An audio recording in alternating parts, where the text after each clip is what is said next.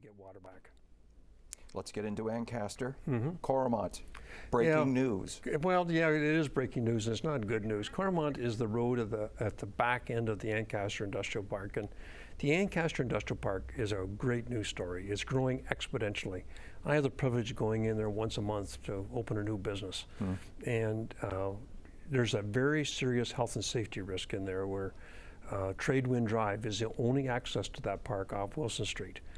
And when we saw the Archmill fire, that paralyzed that park, or if you get another accident happening and that road gets closed, everybody gets, shut down. And so we need a second access, and that plan has always been Coromant to get extended from Tradewind through to Trinity Road up by the fairgrounds to get a second access in there. The money's been set aside for 5 years. Detailed design is nearing completion. But we had to go through an environmental assessment, which we did. We went to 2 public meetings.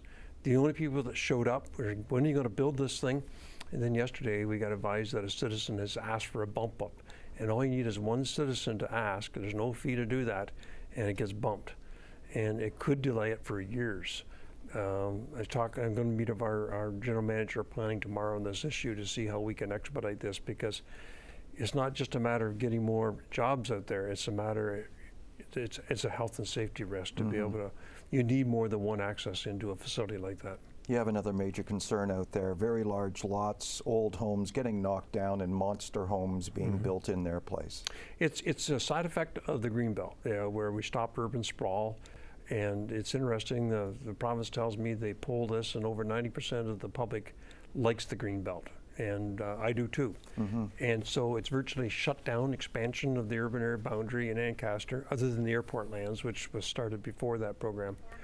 And in old Ancaster, there's a lot of very large lots, because until the 70s, they were all in septic tanks. So you had to have a large lot to deal with this septic field. And of course, now we're down to as low as 30-foot lots. Well, these lots, some are 100 by 200 or 60 by 100. And so wealthy people are coming in, they've done well in their life. They go into these older parts of Ancaster. Spring Valley is an example where about 60% of that has been rebuilt. So they'll come in and buy, not even want to see the house, the 1,200 square foot bungalow or a 1,500 square foot bungalow, pay an exorbitant amount of money for it, and then take it down and put up a nice 10,000 square foot dream house. It's called a monster home. And I'm getting a lot of pushback. So council's now agreed that we're going to look at Ancaster because of this problem. It's unique with the large lots because of the septic tanks that used to be there, to reach out to the community and what would you like to see? How would you like us to control monster homes? Right now, they've always been controlled by setbacks, front yard, side yard, rear yard, and height. But when it starts affecting the character of the community, we need to take another look at that. So I'll be consulting with the public throughout 2015 of what that monster home bylaw should look like, if we should make any changes at all. So we'll be advertising that in the local media to bring people into the old town hall to hear from them and what they think. We've only got a couple of minutes left.